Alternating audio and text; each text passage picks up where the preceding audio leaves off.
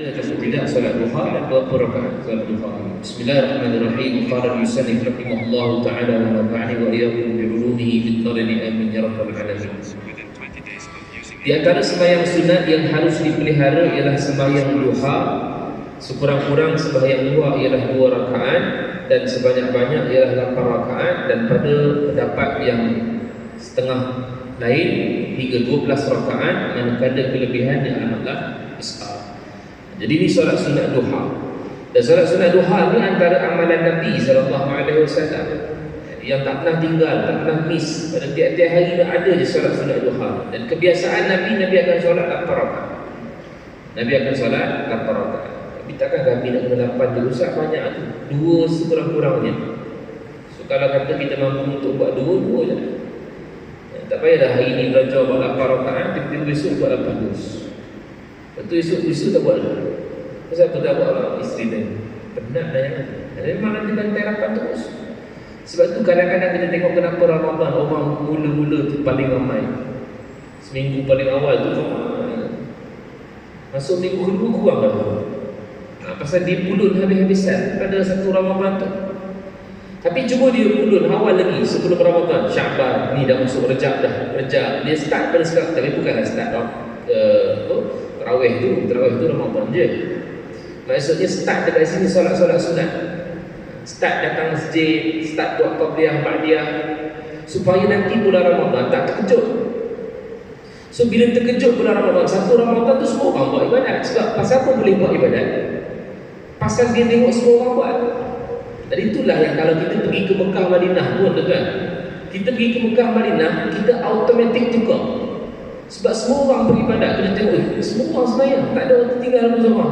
Azan tu semua orang pergi sembahyang. Lepas sembahyang ada sembahyang lagi. Kita pun turut sama sembahyang jenazah kan? Ada tengok orang sembahyang, kita pun sembahyang. Lepas habis sembahyang jenazah, tengok orang baca Quran, kita pun nak baca juga. Sebab environment tu, suasana waktu tu adalah suasana beribadat. Satu dekat sana kita syok untuk beribadat. Sebab suasana dekat sana tu semua ibadat. Sama lah dengan bulan Ramadan. Kenapa kita boleh beribadat? Sebab dalam bulan Ramadan tu suasananya semua untuk orang beribadat. Tapi kalau dia mulakan pada bulan Ramadan, first Ramadan tu dia mula, terus graf dia tinggi naik, nanti lama-lama dia akan turun. Sebab dia terkejut kat situ. Tapi kalau dia mula daripada awal bulan Rejab, jangan start bulan Rejab ni, dia start dah sikit. Dia nampak dah solat duha sikit 2 rakaat. Kemudian qabliyah ba'diyah dia buat sikit, walaupun tinggalan tak semua qabliyah ba'diyah dia buat sikit je. Kadang lepas maghrib dia buat, lepas tu dia duduk sekejap kuliah majlis ni. Lepas isyak tak buat, tak apa. Tapi dia dah start dah, waktu tu dia dah start buat. Masuk Syaban lagi banyak dia buat sunat, puasa sunat pun dia buat sikit. Nanti bila masuk Ramadan, graf dia akan stabil, tak payah naikkan dulu. Sebab yang kita nak kena kejar adalah di hujung Ramadan saja. Cerita Ramadan ni pasal nak masuk Ramadan kan, bagi semangat Ramadan tu. Sebab jangan mula pada bulan Ramadan ni. Sekarang ni nak bagi maintain tu, dia punya konsisten supaya bulan Ramadan jangan pergi starting. Sebab kemuncak dia bukan kat starting tu, kemuncak dia pada 10 Ramadan akhir. Siapa yang dapat taharrau Lailatul Qadri, kata Nabi, carilah malam Lailatul Qadar itu pada 10 malam akhir di bulan Ramadan. Tengok 10 malam akhir apa? Tinggal tu je lah muka-muka yang ada. Macam mana kuliah maghrib sebelum Ramadan, itu juga dia yang tinggal sebelum Ramadan akhir. Sayang tak? Sayang. Pasal dia dah mula pada awal tu, dia punya climax tu kat situ mula. 10 awal Ramadan tu dia mula kat situ. Habis-habisan dia mula. Masuk tengah-tengah, tak larat nak fikir lagi dah. Pasal dia dah jadi macam penat lah. Ada penat, dia stop lah. Sembahyang tarawih kat rumah kan, tak sembahyang pun, cakap je sembahyang, dia dah start. Sebab tu bila saya nak sebutkan berkaitan sembahyang duha ni, nak kaitkan dengan kita punya sembahyang duha ni, bila kita tahu bahawa sunnah Nabi itu adalah 8 rakaat, bukan ertinya kita terus buat 8. Buatlah 2. Walaupun dia maintain sampai 3-4 tahun, ataupun mungkin daripada dulu dia buat 2 je, tak apa. Sampai bila tu kan, sampai dia dah jadi macam lali dah. Lali tu maksudnya istiqamah. Sampai dia rasa macam hari ni apa tak buat lagi, tak sembahyang duha lagi. Perasaan tu lah namanya istiqamah kan. Tetapi dia tanya kan, istiqamah tu macam mana Ustaz istiqamah? Tu dah dia istiqamah. Sampai rasa macam tak Tak sembahyang duha lagi ni kata dia. Itu istiqamah. Kita kan dulu tak pernah masa PKP dulu kan kita tutup masjid kan. Rasa gelisah kan kita duduk rumah kan. Kejap ke depan, kejap belakang, kejap ke depan, kejap belakang. Apa hal? Jadi gitu. Pasal tak boleh pergi masjid. Itu perasaan tu sebenarnya adalah istiqamah. Bagi orang yang tak pernah datang masjid, tak ada apa pun perasaan dia relax. Tak ada ke depan ke belakang. Dia pura-pura je tu. Kenapa masjid ditutup? Padahal dia bukan datang. Yang bagi orang datang tu cerita dia lah. Ni cerita kita yang biasa datang masjid ni. Bila masjid ditutup, kita rasa macam tak syok lah tak datang masjid. Perasaan tu sebenarnya istiqamah. Yang tu yang kita nak dalam sembahyang duha ni. Bila dia dah maintain 2 rakaat walaupun sampai 4-5 tahun sekalipun, dia dah maintain, naikkanlah sikit 4 rakaat. Masuk tahun ke-5 dia naik 4 rakaat. So dia maintain 4. Walaupun dia makan masa sampai 5-6 tahun tak apa. Sebab yang paling penting tu adalah istiqamah. Yang Nabi sebutkan bahawa ahabbul a'mali ila Allah adwamuha wa in qalla, kata Nabi. Amalan yang paling dicintai oleh Allah ialah yang berterusan walaupun sedikit. Itu yang nak. Tapi ada orang dimula dengan banyak dulu tapi tak ada orang, tak istiqamah, tak sentiasa. Jadi kalau katalah kita tahu doa ini pada waktunya kita sebutkan bahawa ada 2 rakaat, boleh 4 rakaat, boleh 6 rakaat, boleh 8 rakaat yang Nabi buat, boleh 12 rakaat yang Nabi sebut, boleh, tak ada masalah. Tapi bila pembukaan Kota Mekah, ada hadis daripada Ibn Abbas bahawa Nabi sembahyang sunat duha hanya 8 rakaat. Tapi tak ada masalah kalau nak buat 12 rakaat. Baik Ustaz, bila yang kata mula nak sembahyang duha ni? Itu yang kena tahu tu kan. Sebab bila kita ni ada satu lagi sembahyang sebelum daripada sembahyang duha, ini bagi orang yang memegang kepada solat ini saja. Ada mazhab yang lain dia tak pegang solat ni. Solat apa Ustaz? Solat sunat isyraq dia panggil. Okey, solat sunat isyraq. Ada yang tak pegang, tak apa, kita tak paksa pun dia pegang. Sebab ada hadis yang berbentuk umum. Sebab Nabi kata siapa yang solat setelah mana solat subuh, kemudian dia bangun selepas daripada subuh itu, selepas menaik matahari, dia sembahyang 2 rakaat. 2 rakaat itu berbentuk umum. Fasalla raka'ataini kata Nabi, maka dia mendapatkan ajrin umratin tamman. Dia akan dapat pahala umrah sempurna. 3 kali Nabi sebut. So ulama membahaskan bahawa ini bukan salat duha. Ada ulama bahas jadi salat duha. Tak apalah kalau dia pegang kepada duha, dia ambillah yang duha, tak apa. Sebab kita kena raihkan juga pendapat ulama yang lain mengatakan bahawa ini bukan salat duha. Sebab salat duha dia ada hadis yang lain. Nanti kita baca hadis solat duha. Tapi dalam keadaan yang ini ulama bahaskan, oh ini bukan solat duha, ini solat sunat isyraq. Solat sunat isyraq ni 2 rakaat saja. So dalam ni tak ada, dalam kitab ni tak sebut. So kita sebutlah supaya boleh raihkan juga. Solat sunat isyraq. So bila solat sunat isyraq ni, dulu dia tengok matahari. Saya kira sekarang ni pun kalau kita tengok matahari, benar kita tengok matahari. Dah masuk ke belum Ustaz? Kita tahu tengok matahari tu kan. Sekarang dah ada masa, tengok masa je. Selepas daripada waktu syuruk, masuk ke syuruk, tak boleh sembahyang lagi dah. Okey, sembahyang sunat tak boleh lagi dah. Contohlah kata sekarang 7.30 solat masuk waktu syuruk tu kan. Masuk saja 7.30, maka tidak boleh lagi solat-solat sunat melainkan 3. Apa yang 3 tu? Melainkan solat qada. Pertama, yang kedua ialah solat yang bersebab, yang ketiga di Masjidil Haram. Okey, maka 3 ini dibenarkan walaupun berada pada waktu yang haram. Tapi selain daripada ni tak boleh. Ada juga orang kata saya terlepas sembahyang Ustaz. Terlepas sembahyang subuh. Bangun-bangun 7.31. Contoh kan. Syuruk 7.30. Contoh je Ustaz. Saya bukan tengok sangat pun syuruk dulu tu. Syuruk apa? 7.25. 7.25 kata kan. Dia bangun 7.26. Adakah dia boleh sembahyang terus ataupun dia tunggu zuhur? Ada orang dia tak faham, tunggu zuhur baru sembahyang qada subuh. Kalau mati pukul 9 pagi je, 9 pagi tu mati. Dia ada 2 sebab kat sini, dia ada 2 cara untuk kita nak sembahyang. Yang pertama boleh on the spot terus sembahyang. Tapi bukanlah terus sembahyang macam tu saja, pergilah bersihkan diri, ambil wudu dan kemudian sembahyang. Walaupun waktu tu dah waktu haram. Kenapa? Sebab itu bukan waktu subuh lagi. Maka kalau dia sembahyang pun masa tu adalah qada. Kita sebut tadi qada boleh kan waktu haram? Boleh, tak ada masalah. Tapi dalam keadaan yang uzur syar'i sahaja, terlepas tidur, itu dibenarkan. Tapi dalam keadaan yang disengaja tidur lambat dan seumpamanya, lagilah terang-terang kena cepat dan segerakan, tak boleh lengahkan lagi. Sebab dia ada hukum sunat, dia ada hukum wajib menyegerakan solat. Solat tetap solat, tapi jangan tunggu sampai pukul 1, 1:30 Zuhur tu baru sembahyang. Jadi kalau katalah dia terbangun pukul 7:25 ke atas, waktu syuruk tadi itu tak boleh sembahyang, maka dia terbangun pada waktu itu, maka dia dibenarkan untuk membersihkan diri dia, ambil wuduk, kemudian sembahyang. Dia kata nak niat apa dia Ustaz? Dua pandangan. Pertama boleh niat tunai, kedua boleh niat qada. Kenapa boleh niat tunai?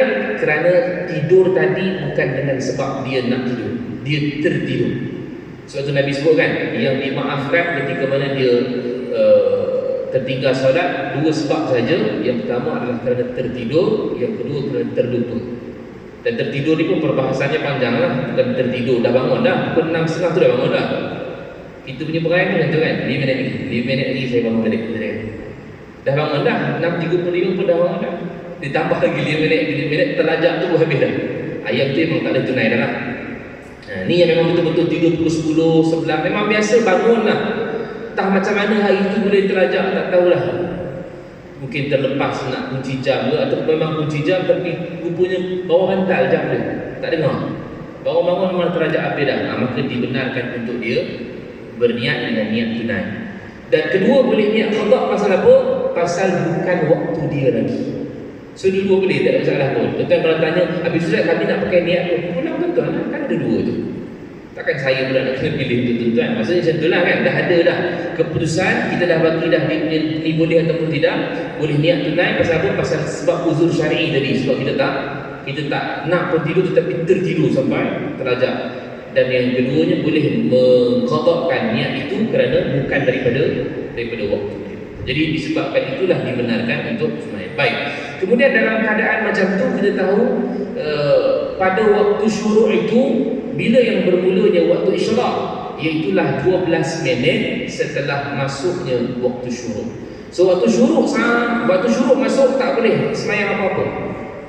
Sembahyang sunat, melainkan 3 tadi kita dah sebut dah. Qada, sunat sebab dan juga di Mekah ataupun di Masjidil Haram. Selain daripada itu tak boleh sampai bila? Sampai 12 minit kemudian. So katalah 7.30 sampai 7.42, maka di situ barulah masuknya solat sunat isyraq. Bagi ulama yang berpegang kepada adanya isyraq, maka dia solat sunat isyraq 2 rakaat dekat situ. Dan solat sunat isyraq ini hanya 2 rakaat saja, dan dia punya masa hanya 15 minit. Hanya 15 minit sahaja. So kalau kata 7.42 tu start, maka dia akan berhenti pada 7.57. Lebih kurang itulah. Hampir je lah pukul 8 sudah. Masuk saja pukul 8, selesai. Solat sunat isyraq dah tak ada lagi. Ini kita genapkan saja Masuk saja pukul 8, solat sunat isyraq telah pun habis. Masuk saja 8, barulah masuk pada waktu duha. So maknanya awal lah waktu duha. Sekarang ni kan sembahyang azan kan lambat. Dulu azan cepat. Pukul 7 subuh azan cepat kan. Pukul 6, pukul 5.55, pukul 5.50. Syuruk waktu tu 6.50 dah waktu tu kan. So dalam tempoh setengah jam kemudian 7.20. Betul kan? Setengah jam lepas daripada waktu syuruk tu 7.20 telah pun masuk waktu duha. Telah pun masuk waktu. Tapi dia tidak afdal dekat situ lah. Tapi kalau kata boleh buat, tak usah sebut boleh. Cuma tak afdal. Dia nak sah ataupun tidak tu fiqh. Afdal ataupun tidak itu tasawuf. Itu kena beza dua. Kan macam kita sembahyang walaupun pakai kain sampai pusat sampai lutut, tutup semua. Daripada sudut fiqh sah, daripada sudut tasawuf kurang adab lah. Kan? Tapi sah tak? Sama lah dengan ni. Sah, tapi dia itu tak afdal. Yang afdal bila Ustaz? 1/4 ataupun di tengah-tengah di antara waktu duha tadi. So katalah pukul 8 itu start waktu duha, dia pun mesti berhenti setengah jam sebelum pada waktu zuhur. Katalah zuhur 1:30, pukul 1 dah habis dia punya waktu duha. So 8, 9, 10, 11, 12, 1, 5 jam.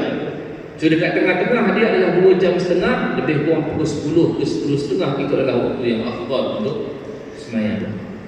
Tapi bukanlah kena kejar situ saja kan. Maksudnya kalau katalah dia nak buat dia tak ada buat apa free waktu tu kan, hari Sabtu Ahad tak ada buat apa-apa. So dia nak buat sembahyang duha waktu bila? Kalau afdal pukul 10 Tapi kalau dia sibuk dengan kerja, nak kena kejar pakai apa semua, dia boleh buat pada waktu pukul 8 tu sampai pukul 1 tu, itulah masa dia. Itulah masa dia. Dia kata, Ustaz, kalau kami di pejabat boleh sembahyang tak solat sunat duha? Boleh kalau bos bagi kan? Kalau bos tak bagi tak boleh. Sebab bos itu lebih wajib lagi daripada solat. Sebab kadang ada orang yang berfikir, hai, saya sembahyang, bos, bukan saya nak buat apa-apa. Itu sembahyang sunat. Sembahyang sunat dengan kewajipan bekerja lebih afdal daripada sunat. Takut tidak ada keberkatan dalam pekerjaan, itu yang baik. Tapi kalau bos tak bagi sembahyang fardu, itu ya. Jumaat tak bagi belum. Saya tak bagi awak semua keluar Jumaat, awak sembahyang zuhur saja, itu tak boleh. Saya jumpa beberapa orang yang jenis dia gini. Kan? Dia kata, Ustaz, saya punya company ni memang tak boleh dah sembahyang Jumaat. Dia kata, company mana? Company ku Islam, tapi tak bagi saya sembahyang Jumaat.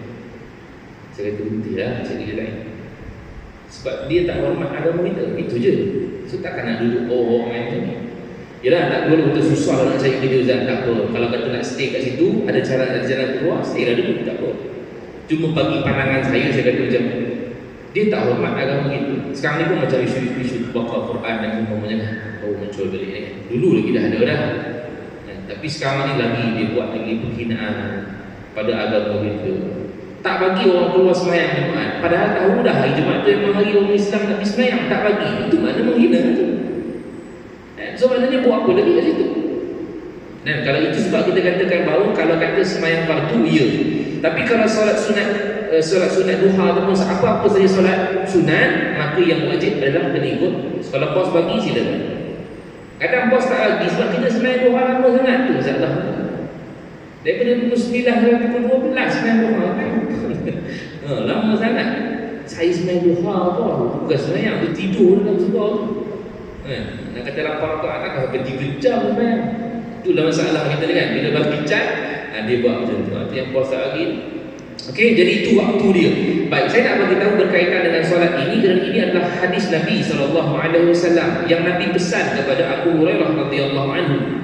Abu Hurairah ini disebutkan kepada kita bahawa Nabi SAW dia mewasiatkan kepada Abu Hurairah. Dalam hadis riwayat Bukhari dan Muslim kata Abu Hurairah, "Awsani khalili sallallahu alaihi wasallam bi thalasin." Dulu pun kita pernah baca satu hadis ni. Nabi Abu Hurairah sebutkan bahawa kekasih aku telah mewasiatkan aku 3 perkara.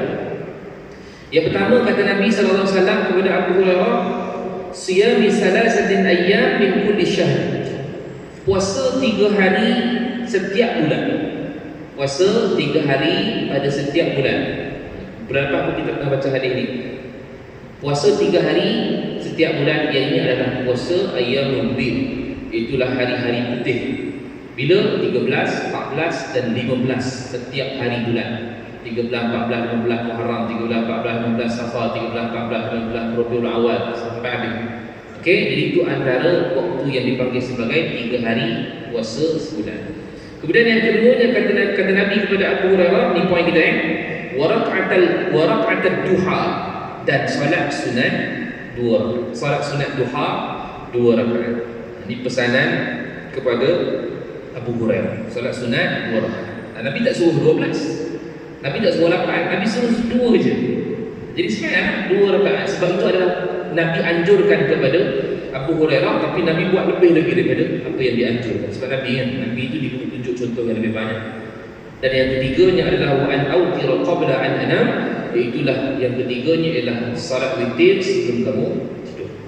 Dan kita dah bincang dengan witir pada kuliah yang lalu, sama ada sebelum tidur ataupun selepas tidur sebelum masuknya waktu subuh. Jadi itu antara yang disebutkan oleh Abu Hurairah radhiyallahu anhu. Baik. Kemudiannya bila kita sebut berkaitan solat duha ini, ramai orang yang tak nak sembahyang pasal dia tak hafal surah Asy-Syamsi wa Duhaha. Saya bukan tak nak sembahyang, tapi itulah tak hafal. Wadduha tu pun saya hafal sampai walaili saja. Itu yang saja situ tu. Dia tak semesti kena solat sembahyang pakai surah itu. Itu anjuran. sebab nak bagi relate dengan masa tu. Wasyamsi waduhaha, nak kaitkan dengan solat duha, masa duha tu. Wadduha pun nak kaitkan dengan demi duha tu. Tapi kalau dia tak hafal surah wasyamsi waduha dan wadduha wal laili idza saja, dia boleh baca surah apa pun. Faqra'u ma tayassara minal Quran, kata Allah, bacalah apa saja yang mudah daripada Al-Quran. Kalau dia hafal ina apa pun boleh, ina apa baca, tak ada masalah. Kan? Ringkas sembahyang solat ina apa ataupun dia tak hafal, orang ngarut tak apa dia nak kena qul huwallahu ahad, dia hafal contohnya. Dia hafal qul huwallahu ahad saja, bahagi dua surah tu boleh juga. Allahus samad, Allahu akbar, naik ambil lam yalid wa lam yulad wa lam yakul lahu kufuwan ahad, boleh juga. Ataupun tak baca surah pun tak apa. Itu yang kita kena tahu. Sebab baca surah itu sunat hai'ah sahaja. Yang wajibnya adalah Al-Fatihah. So kalau kata kita nak start, kita baru dengar ini, boleh saya tak baca surah, boleh. Besok buat, esok tak payah baca surah dulu pun tak apa. Janji buat dulu, sebab nak jadikan kita sebagai orang yang semangat nak buat tu, istiqamah tu, nak start dulu. Tapi janganlah sampai ke mati macam tu saja. Maksudnya ada dalam peningkatan daripada ibadat tu. Starting tak ada surah. Esok lusa bulan depan mungkin tambah sikit surah tabat tiada. Walaupun situasi tu tak kena kan, cerita tabat tiada tak kena. Tapi boleh tak baca? Boleh. Asalkan dia dalam Quran, dia benar. Sebab tu dia nak sebutkan bahawa apa? Bahawa dalam keadaan kita nak dapatkan benda tu, yang kita katakan sembahyang duha secara istiqamah. So baca dah apa saja, 2 rakaat ataupun kalau 4 rakaat nak baca surah yang sama pun tak apa, 6 rakaat nak baca surah yang sama pun tak apa, tak ada masalah. Janji buat salat duha itu, kerana itu wasiat Nabi sallallahu alaihi wasallam kepada Abu Hurairah radhiyallahu anhu. Baik, kemudian ada satu hadis Nabi sallallahu alaihi wasallam, riwayat daripada Anas bin Malik. Ini ganjaran bagi orang yang sembahyang duha ini. Kata Nabi sallallahu alaihi wasallam, "Man salat duha sintai asharatan rak'atan." Barang siapa yang salat duha sebanyak 12 rakaat, banallahu lahu qasran min zahabin fil jannah, maka Allah Subhanahu wa taala membina baginya sebuah istana yang diperbuat daripada emas dalam syurga. Hadis ini dhaif. Hadis ini lemah. Tetapi ada hadis yang menguatkan lagi. Menguatkan apa? Menguatkan hadis-hadis lain. Sebab tu dia tak boleh baca satu hadis je.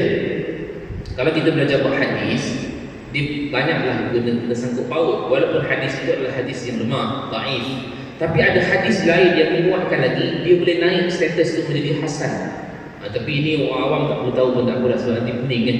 So nak sebutkan bahawa walaupun hadis ini adalah hadis yang dhaif, tapi dia boleh menjadi sebagai fadailul amal, kelebihan beramal. So walaupun kata belum tentu boleh dapat istana yang diperbuat daripada emas, tapi kelebihan orang yang salat duha ini ada. Apa? Tak tahu. Juga dalam hadis yang lain Nabi SAW sebutkan, dalam sebuah hadis yang lain Nabi kata, yusbihu ala kulli sulama min ahadikum sadaqah. Kata Nabi SAW, setiap anggota kamu pada setiap hari dapat berbuat sedekah. Fakulu tasbihatin sadaqah. Setiap kali kamu bertasbih, kamu akan, itu adalah sedekah. Wa kullu tahmidatin sadaqah. Setiap kali kamu tahmid, alhamdulillah, itu adalah sedekah. Wa kullu tahlilatin sadaqah. Setiap kali kamu tahlil, itu sedekah. Tahlil ni la ilaha illallah. Tasbih tadi subhanallah, subhanallah, subhanallah, itu sedekah. Tahmid tadi alhamdulillah, alhamdulillah, alhamdulillah, itu sedekah. Tahlil la ilaha illallah, la ilaha illallah, la ilaha illallah, itu sedekah. Wa kullu takbiratin sadaqah. Dan juga takbir kamu juga adalah sedekah. Takbir ni Allahu akbar, Allahu akbar. Dia dalam Arab, dia ada macam inilah, dia panggil short form ni ataupun nama-nama singkatan ni kan. Macam ni jadi kan. Kalau basmalah tu bismillahirrahmanirrahim. Ta'awuz ataupun isti'azah, itu a'udzubillahi minasyaitanir rajim. Hauqalah, boleh agak kan. Hauqalah la haula wala quwwata illa billah. Istirja, bukan istinja, istinja itu ke toilet. Istirja, inna lillahi wa inna ilaihi raji'un. Itu sekatan-sekatan yang tadi. So Nabi katakan bahawa setiap kali pagi-pagi hari, setiap hari akan ada anggota kita ni yang akan bersedekah. So yang pertama kata Nabi, setiap kali kamu tasbih, itu sedekah. Setiap kali kamu tahmid, itu sedekah. Setiap kali kamu tahlil, itu sedekah. Setiap kali kamu takbir, itu sedekah. Dan kata Nabi, wa amrun bil ma'ruf sadaqah, dan apa sahaja yang membuatkan kamu perkara yang menyuruh kepada perkara yang baik itu sedekah. Wa nahyun 'anil munkar sadaqah, dan kamu melarang perkara yang munkar itu sedekah. Wa yujzi'u min dzalika rak'atani yarka'uhuma min ad-duha, dan kata Nabi sallallahu alaihi wasallam, dan memadailah semua yang disebutkan tadi itu dengan kamu melakukan 2 rakaat duha bersamaan dengan apa yang disebutkan tadi oleh Nabi sallallahu alaihi wasallam. 2 rakaat. Yang ini adalah hadis yang sahih. Jadi nak sebutkan bahawa itu kelebihan duha yang Nabi sallallahu alaihi wasallam sebutkan pada setiap hari kita boleh buat. Dan ini hadis riwayat Imam Muslim. So tadi yang kita sebutkan tadi ada qasrun. Qasr ni adalah istana. Jadi istana dekat dalam jannah ataupun dalam syurga, walaupun itu adalah hadis yang dhaif, tapi dia ada hadis yang sahih riwayat Imam Muslim yang menguatkan lagi benda itu, maka status hadis itu menjadi hasan. Itu je sebenarnya nak menjadikan semangat untuk orang beribadat. Boleh ataupun tidak boleh. Sebab tu Nabi SAW sebutkan banyak riwayat-riwayat hadis yang menyuruh orang beribadat, ada ganjaran di balik itu. Siapa buat gini dapat gini, siapa buat gini dapat gini. Tujuannya apa? Untuk nak menjadikan semangat. Macam kita kerja, siapa yang bekerja dia punya KPI dia bagus, saya naikkan pangkat tahun depan. Kita akan buat betul-betul. Pas dia bukan nak kejar tu KPI tu, nak kejarkan dia punya darjat pangkat je. Atau mungkin ada seat yang kosong, kursi kosong, menjadi penolong pengurus. Bos kata dah siap-siap dah, bos kata, siapa yang buat kerja bagus ni saya tengok seorang-seorang dia kata. Siapa yang buat kerja bagus ni saya lantik dia jadi penolong pengurus dia. Kita akan buat bagus. Pasal apa? Pasal ganjaran itu diberitahu. Cuba tak bagi tahu. Mungkin tahu tidak puas itu dia dah tipu. Dan tak bagi apa. Kita tak tahu jadi apa. Tapi Allah Subhanahu Wa Taala ceritakan macam-macam dalam Quran. Siapa buat gini dapat gini. Lagi banyak Allah cerita apa dalam Quran? Syurga kan? Siapa buat macam ni masuk syurga. Syurga ada apa? Oh macam-macam ada. Bidadari ada. Dia paling syok sekali bidadari. Apa lagi dah? Kalau buah-buahan, air itu dia tak ni sangat. Tapi kalau bidadari dia bangun jenazah, bidadari itu macam mana cerita? Dia nak dengar bidadari itu. Sebab seronok, sebab itulah bila mana Allah sebut tentang syurga, maka kita ni semua best lah, seronok orang nak masuk dalam syurga. Sebab itu juga adalah dipanggil sebagai salah satu daripada ikhlas. So buatlah, tak ada masalah. Dan itulah yang menyebabkan bahawa kita boleh sentiasa buat kerana ganjaran-ganjaran yang disebutkan oleh Nabi dan juga oleh Allah Subhanahu Wa Taala. Maka buatlah apa yang kita mampu, jangan paksa diri. So kalau kata boleh buat 2 rakaat, maka buat 2 rakaat. Dan sabda Nabi SAW lagi dalam hadis yang lain, man hafaza ala syuf'atin duha ghufirat lahu dhunubuhu walau kanat misla zabadil bahar. Juga sama, siapa yang memelihara 2 rakaat duha, nescaya terampun semua dosanya sekalipun sebanyak air di lautan. Hadis ini juga adalah hadis yang dhaif. Okey, tapi dalam keadaan kita tahu walaupun dhaif, dia sebagai kelebihan untuk beramal sahaja. Sembahyang di waktu ini dinamakan juga dengan sembahyang awabin. Ada pendapat mengatakan bahawa dia termasuk dalam kategori awabin. Maksud awabin ni maksudnya kembali kepada Allah, kan? Pada masa-masa yang kita lalai. Sebab waktu ni adalah masa yang lalai, jangan orang buat. Sebab itu pilihan dia. Duha. Waktu ni waktu sedap ngopi tadi. So kopi dulu, kopi dengan duha, kopi dulu. Lepas dah kopi tu belum tentu duha. Kan? Tapi ada orang yang memang sentiasa dia nak sembahyang duha, dia duha dulu. Tapi itu juga dipanggil sebagai awabin. Yang biasa kita dengar awabin bila waktu maghrib ke waktu isyak. Ada pun ada nanti dalam kitab ni, dia akan sebutkan nanti solat ketika mana waktu maghrib dan isyak, itu juga nama dia adalah awabin. Kategori itu, kategori awabin. Tapi di sana 6 rakaat. Ada Imam Syafi'i mengeluarkan hukum bahawa 2 rakaat pun dibenarkan awabin. Itu nanti masa maghrib ke isyak. Tapi yang ini juga disebutkan oleh Al-Imam Al-Haddad bahawa kategori duha ini juga termasuk kategori awabin kerana waktu ini adalah orang lalai. Kerana waktu ini adalah orang yang lalai. Kedua, waktu untuk sembahyang duha dan sembahyang antara maghrib dan isyak termasuk waktu-waktu yang sentiasa manusia lalai. Satu dikategorikan dalam awabin.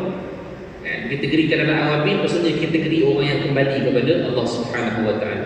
Dua tempat awabin ni. Pertama ketika mana waktu duha, kedua ketika mana waktu maghrib dan Maghrib dan Isya. Manakala waktu yang kedua ialah kerana kesibukan manusia hendak kembali ke rumah masing-masing dan untuk menjamu selera Maghrib tu. Orang dah sibuk start nak balik rumah, orang dah start jelah masih lagi dalam kereta dan sebagainya. Oleh itu maka barang siapa yang kembali kepada Tuhan dan menyediakan diri untuk beribadat dan bertaat kepada Allah pada waktu tersebut, saya akan mendapat kedudukan yang tinggi di sisi Allah Subhanahu wa taala. Hadis tadi kan, hadis yang berkaitan dengan ghufrat lahu dzunubuhu. Allah hapuskan dosa-dosa dia. Pasal apa? Pasal ketika mana orang tengah lalai, dia boleh beribadat, pahalanya lebih banyak. Sebab tu kita sembahyang, kalau kita sembahyang ni kan, sembahyang berjemaah, kenapa pahalanya banyak? 27. Kenapa orang yang sembahyang seorang pahalanya 1? Sebab kebanyakannya orang susah untuk berjemaah, maka siapa yang buat dia akan dapat pahala lebih. Kenapa qiyamul lail, tahajud, pahalanya besar. Wa minal laili fatahajjad bihi nafilatan lak. Dan Allah kata bahawa orang yang berada pada waktu tahajud itu dia sembahyang, dia duduk berada di maqaman mahmuda, makam yang terpuji. Sebab apa? Sebab ketika mana orang tidur dia boleh bangun. Sebab apa? Orang yang berpuasa sunat pahalanya banyak. Puasa sunat Zulhijjah, puasa Zulhijjah, puasa Muharram, dia bila tahu bahawa Allah Subhanahu wa taala hapuskan dosa tahun yang lalu, setahun yang akan datang kan.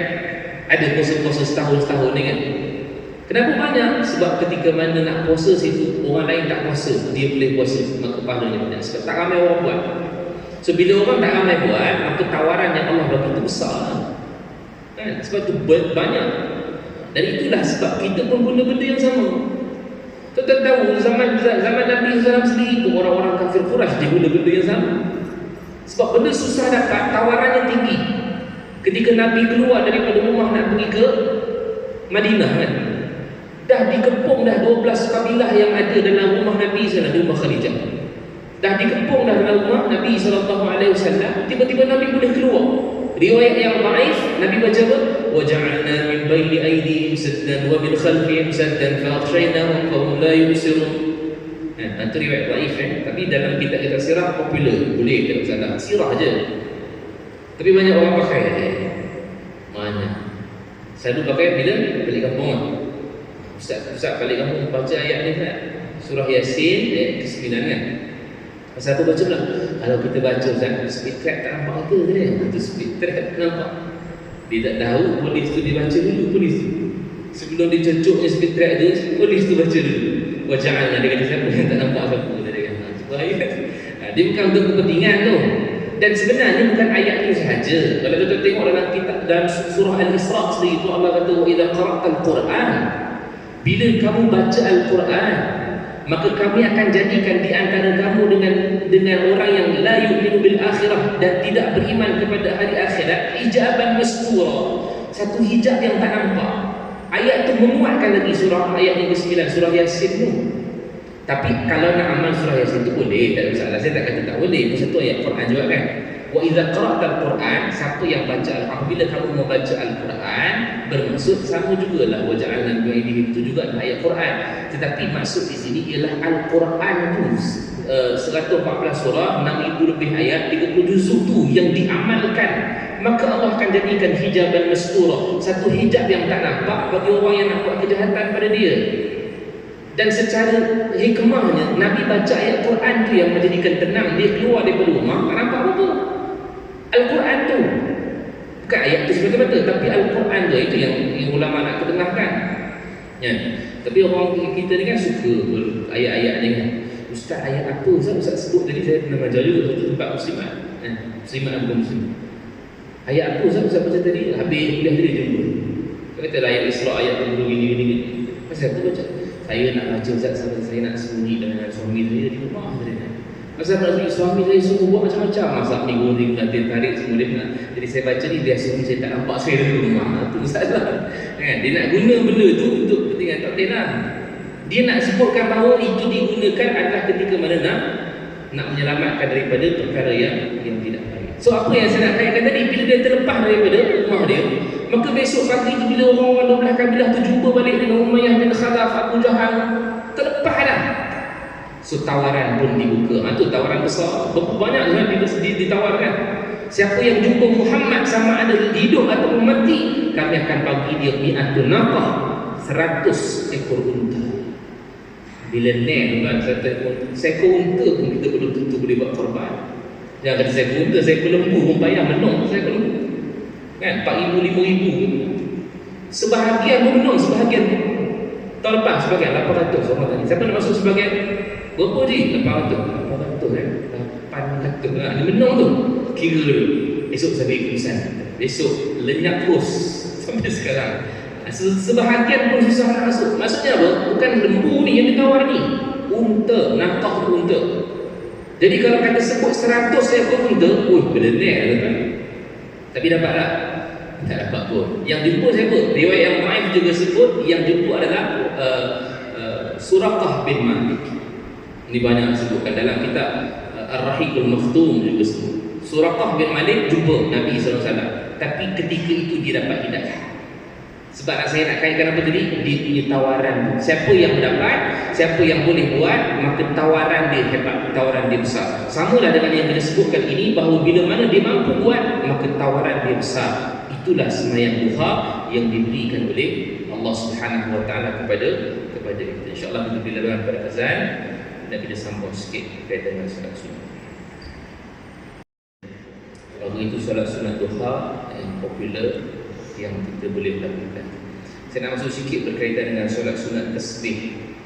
Kemudian kita habiskan sikit, ada 6 minit ni kita habiskan solat sunat tasbih.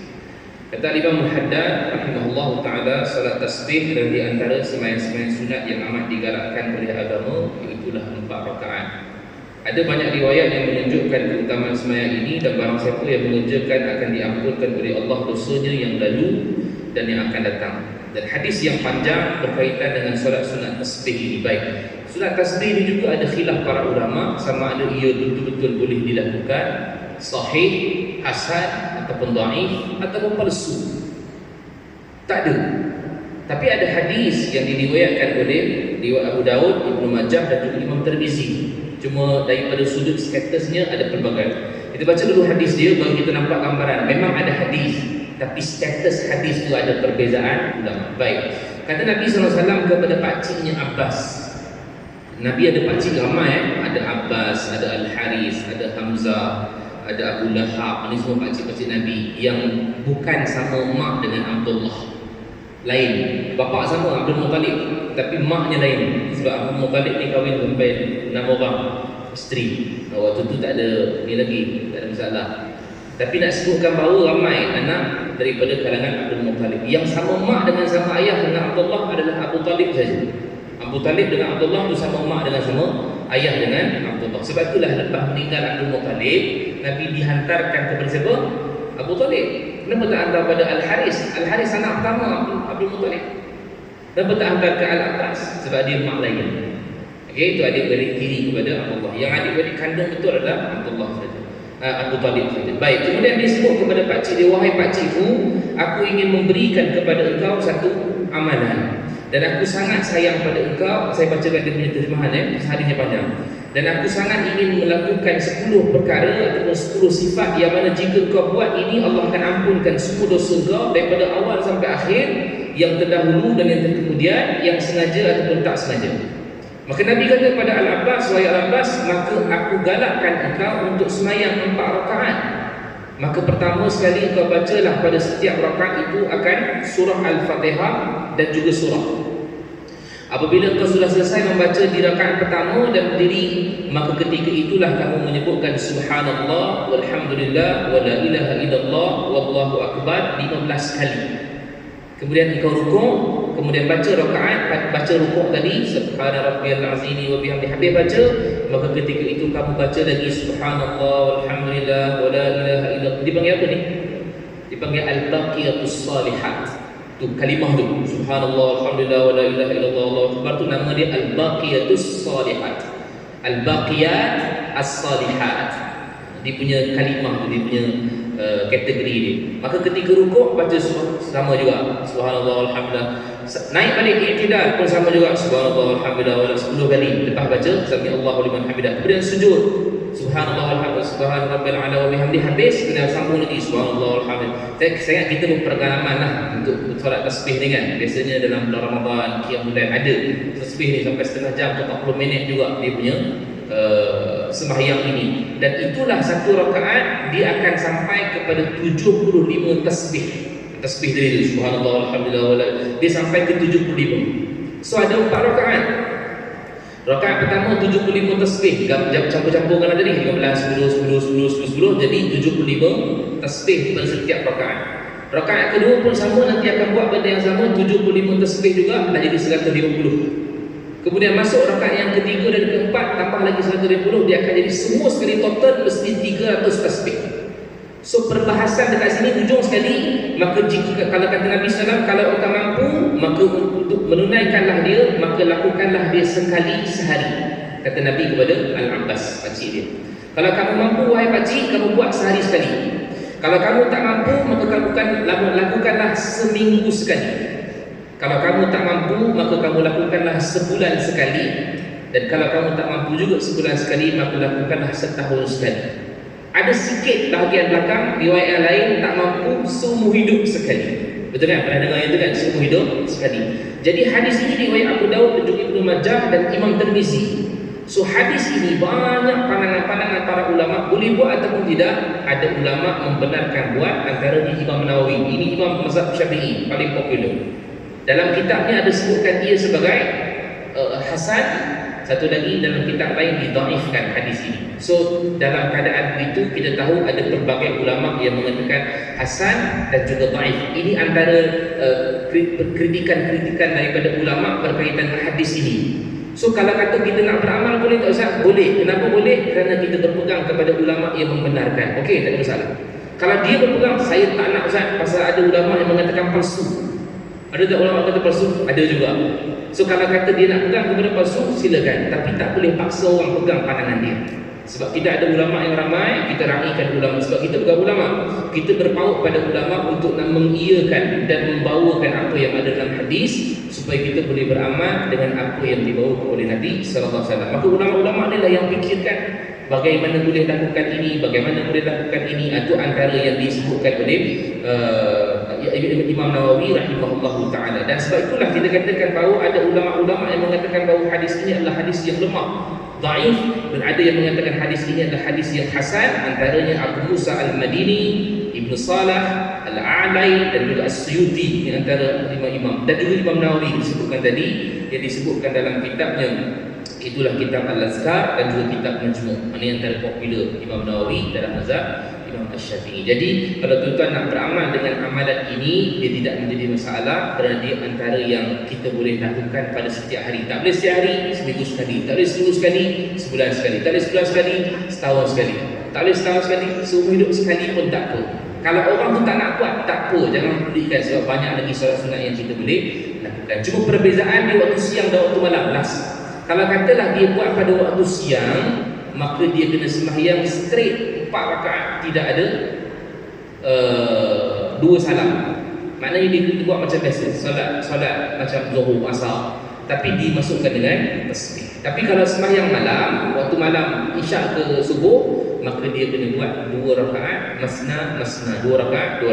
Mana 75 dia kena bagi salam, kemudian naik balik 2 rakaat untuk sambung lagi 75 tasbih. Kalau siang dia terus 300 tasbih itu dilakukan pada rakaat pertama, kedua, tiga dan keempat. Itu antara solat tasbih yang kita boleh amalkan, dan solat duha yang kita bincang tadi yang paling popular. Dan insya-Allah pada bulan akan datang kita akan masuk pada solat awabin, iaitulah di antara maghrib ke isyak ada solat, dan rupanya selepas isyak ada solat lagi. Solat apa tu? InsyaAllah bulan depan lah kita masuk untuk kita bahas berkaitan dengan selepas isyak. Sebab selepas isyak aja nama solat itu telah menjadi qiyamul lail. So jangan salah faham qiyamul lail ialah solat yang dibangunkan setelah isyak sampai subuh. Apa dia solat-solat tu? InsyaAllah kita akan bincang pada kuliah akan datang. Wallahu a'lam bishawab. Assalamualaikum warahmatullahi wabarakatuh.